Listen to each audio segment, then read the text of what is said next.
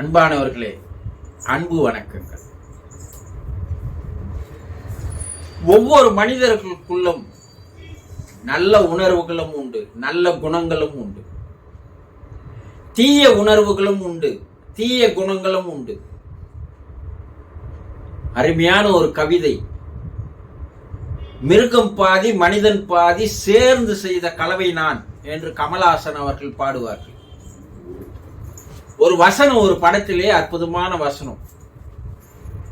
சாத்தானும் தெய்வமும் ஒன்று சேர்ந்த உருவம் தான் அது. ஒவ்வொரு மனிதனுக்குள்ளும் சாத்தானும் இருக்கிறது, தெய்வ அம்சமும் இருக்கிறது. இந்த சாத்தானை வளர்த்து கொண்டீர்களேயானால் நீங்கள் வாழ்க்கையில் அழிந்து போய்விடுவீர்கள். தெய்வ அம்சத்தை நீங்கள் வளர்த்துக் கொள்வீர்களேயானால் தெய்வமாக மாறுவீர்கள். நல்ல உணர்வுகளை, நல்ல குணங்களை நீங்கள் வளர்த்து கொள்ள கொள்ள உங்களுடைய வாழ்க்கை ஒரு சந்தோஷமாக, ஒரு அமைதியாக, ஒரு ஆனந்தமாக, ஒரு நிம்மதியாக அமையும். தீய உணர்வுகளையும் தீய குணங்களையும் நாளுக்கு நாள் நீங்கள் வளர்த்து கொண்டேயானால் உங்களுடைய வாழ்க்கை உங்களையே அழிப்பதோடு உங்கள் வாழ்க்கையையும் அழித்துவிட்டு நரகத்தில் எடுத்து போய் செல்வதற்கு தேவையான எல்லா வேலைகளையும் உங்கள் குணங்களே உங்களுக்கு செய்யும். சாத்தான் இருக்கின்ற கோயிலில் தெய்வம் இருக்காது. வௌவால் இருக்கின்ற ஆலயங்களில் அதிகமாக தெய்வ அம்சம் இருக்காது என்று சொல்வார்கள். ஒரு இடிபாடுகள் நிறைந்த ஒரு கோயில் இருக்கிறது என்று வைத்துக் கொள்வோம். அந்த கோயிலில் என்ன இருக்கும்? தெய்வ அம்சம் என்பது துளியும் இருக்காது.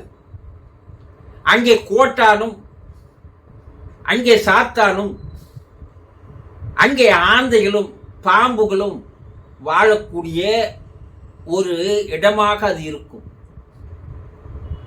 ஏனென்றால் எப்போது இந்த தீய விலங்கினங்கள் எல்லாம் உள்ளே வர ஆரம்பித்ததோ அப்போ தெய்வ அம்சமானது அந்த ஆலயத்தை விட்டு வெளியேறிவிட்டது என்று அர்த்தம். உங்களிடையே எந்த அளவிற்கு நீங்கள் தீய குணங்களை வளர்த்து கொண்டே வருகிறீர்களோ அந்த அளவுக்கு உங்களுக்கு இருக்கின்ற தெய்வ அம்சம் உங்களை விட்டு வெளியே போய்விட்டது. நீங்கள் சாத்தான் குடிக்கொண்ட கோயிலாக தான் இருக்கிறீர்கள். ஊனுடம்பே ஆலயம், உள்ளமே பெருங்கோயில், வள்ளல் பிரானுக்கு வாய் கோபுர வாசல், தெல்லம் தெளிந்தார்க்கு சீவனே சிவலிங்கம் என்றார்கள். அப்படி உங்களுடைய தீய குணங்களில் என்ன குணங்கள் என்றால் காமம், பேராசை, விரோதம், பழி தீர்க்கும் குணம், அவற்றுள் ஒன்றுதான் பொறாமை. இந்த பொறாமை என்பது உங்களை எரித்து விடக்கூடிய ஒரு மாபெரும் தீய அரக்க குணமாகும். இந்த தீய அரக்க குணம் உங்களுக்குள் வளர வளர நல்ல குணங்கள் இல்லாதையே போய்விடும். பொறாமை குணம் என்பது சிறு வயது முதல் கொண்டே மற்றவர்களிடமிருந்து தொத்திக் கொண்ட ஒரு வியாதி. பள்ளி பருவத்திலேயே அது ஏற்பட்டு விடுகிறது.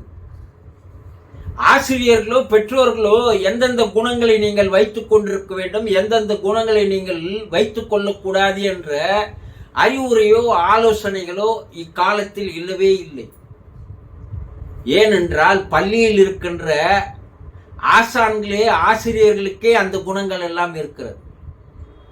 பெற்றோர்களுக்கு அதைவிட அதிகமான குணம் இருக்கிறது. ஒருவனுடைய பெற்றோர்களே தான் தன்னுடைய பிள்ளைகளுக்கு ரோல் மாடல். தன்னுடைய தாய் தகப்பன் எப்படி இருக்கிறானோ அதே போலதான் பிள்ளைகளும் வளரும். ஆக பெற்றோரிடம் வருகின்ற குணங்கள், சமுதாயத்தில் பழகிய போது தொத்திக் கொண்ட குணங்கள், இவையெல்லாம் சேர்ந்துதான் பொறாமை என்ற குணம் கூட சிறு வயதிலிருந்தே உங்களுக்குள் ஊறி கிடக்கிறது. பொறாமை என்றால் என்ன? தன்னிடம் இல்லாத ஒன்று மற்றவர்களிடம் இருக்கும் போது அதை பார்த்து வைத்தெரிச்சல் அடைவது.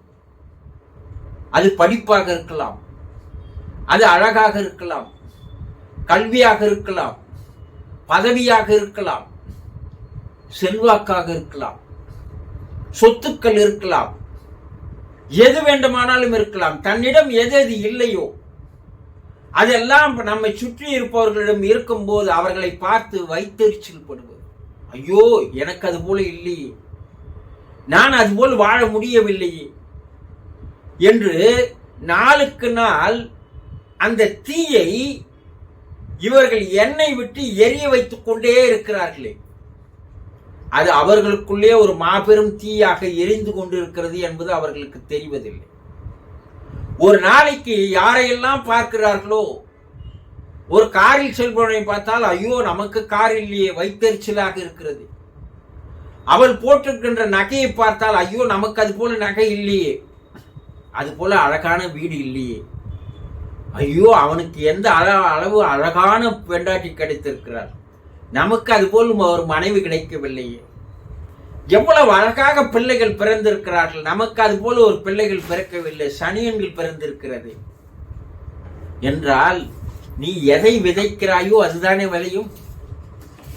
அப்போ மற்றவர்களை பார்த்து பார்த்து நாளுக்கு நாள் பொறாமைப்பட்டு கொண்டே இருப்பதால் யாரை பார்த்தாலும் சந்தேகம், யாரை பார்த்தாலும் பயம், யாரை பார்த்தாலும் எதிராளியை பற்றிய உணர்வு. இது அந்த பொறாமை குணத்தோடு வருகின்ற தொடர்த்திய குணங்கள். இரண்டாவது, கோபம் ஏற்படுவது. பொறாமையால் வருவது கோபம். இந்த கோபம் ஏற்படும் போது நம்மை நாமே இழந்து மிக பயங்கரமான அணுகுண்டு போன்ற வார்த்தைகளை வெளியே கக்கி விடுகிறோம். அதனால் மற்றவர்கள் மனம் புண்படுகிறதே என்பதை பற்றி கவலையே இல்லை. ஒன்று கோபம் வருகிறது, இல்லை ஒன்று சோகம் வருகிறது.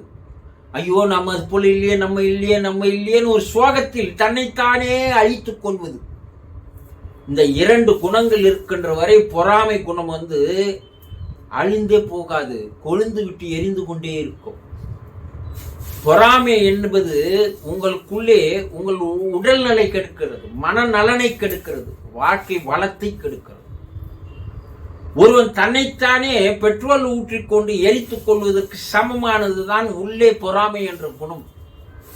இந்த பொறாமை என்ற குணம் உங்களிடம் இருக்கின்ற வரையில் தெய்வத்தினுடைய தொடர்பு உங்களுக்கு ஏற்படவே ஏற்படாது. உங்களுக்கு நல்ல வாய்ப்புகளும் நல்ல சந்தர்ப்பங்களும் நல்ல சூழ்நிலைகளும் செல்வ செழிப்புகளும் உங்களிடம் வரவே வராது. அது உங்களை விட்டு விலகி சென்று கொண்டே இருக்கும். எந்த அளவுக்கு நீங்கள் பொறாமைப்படுகிறீர்களோ அந்த அளவுக்கு நல்லதெல்லாம் உங்களை விட்டு விலகி விலகி விலகி விலகி வெகு தூரத்திற்கு போய்விடும். தீய உணர்வுகள், தீய குணங்கள், தீய செயல்கள், தீய ஏற்பாடுகள் எல்லாம் உங்களை வந்து மேலும் உங்களை எரிய செய்யும். ஒரு காலகட்டத்திற்கு அப்பால் உடல் நலம் கெட்டு, மனநலம் கெட்டு, வாழ்க்கை வளம் கெட்டு, நரக வாழ்க்கை வாழ்ந்து கூடிய விரைவில் நீங்கள் ஆயுளை முடித்துக் கொள்ளுகின்ற, உங்களுக்கு நீங்களே புதைக்குழியை தோண்டி கொள்ளுகின்ற செயலாக இந்த பொறாமை குணம் மாறிவிடும். ஆக பொறாமை குணம் இருக்கும்போது பழிவாங்குதல், அதே நேரத்தில் திட்டமிட்டு ஒருவனை அழித்தல், அதே நேரத்தில் அவனை வஞ்சம் தீர்த்தல், கொலை வரைக்கும் கூட போயிருக்கிறது. உங்களை மேலும் மேலும் மேலும் கெட்ட குணங்களை சேர்த்து உங்களை ஒரு அரக்கனாக மாற்றிவிடும். தயவு செய்து உங்கள் மனதில் இருந்து அந்த பொறாமை குணத்தை வெளியேற்றுங்கள். மனமே, என்னை விட்டு இந்த பொறாமை குணம் வெளியேறட்டும். நான் எவ்வளவு முயற்சி செய்கிறேனோ அந்த அளவிற்கு இந்த பொறாமை குணம் என்னை விட்டு வெளியேறட்டும். மனமே, நீ மாறிவிடு, என்னை மாற்றிவிடு. நாளுக்கு நாள் இதை நாம் சிந்தித்து செயல்பட்டால் நம்மிடமிருந்து பொறாமை குணமும் கோபமும் படிப்படியாக குறைந்து குறைந்து இறைவன் நமக்கு தந்திருக்கின்ற வாழ்க்கை, நமக்கு எது தேவையோ, போன பிறவியில் நாம் என்ன விதைத்தோமோ அதை தான் இந்த பிறவியில் அறுவடை செய்திருக்கிறோம். இந்த பிறவியில் பொறாமை குணத்தோடுவே இருந்தால் அடுத்த பிறவியில் இன்னும் கீழ் மட்டத்தில் போய் பிறப்பெடுக்கக்கூடிய சூழ்நிலை ஏற்படும். ஆக இறைவன் நமக்கு தந்தது போதும், போதும் என்ற மனம் பொன் செய்யும் மருந்து. ஆக இருப்பதை வைத்து சந்தோஷமாக நிம்மதியாக ஒவ்வொரு நாளையும் எப்படி வாழ்வது என்பதை சிந்தியுங்கள். அவர்களுக்கு கடவுள் எதை தருகிறானோ அதை வைத்து சந்தோஷமாக இருப்பதுதான் நம்முடைய வாழ்க்கை. இதையெல்லாம் தேடிக்கொண்டது நீங்களே தவிர கடவுள் அல்ல. தீய குணங்களை விட்டு விலகுங்கள். நல்லது ஒரு வாழ்க்கையை வாழுங்கள். புரிந்து கொண்டீர்களா? சந்தோஷம்.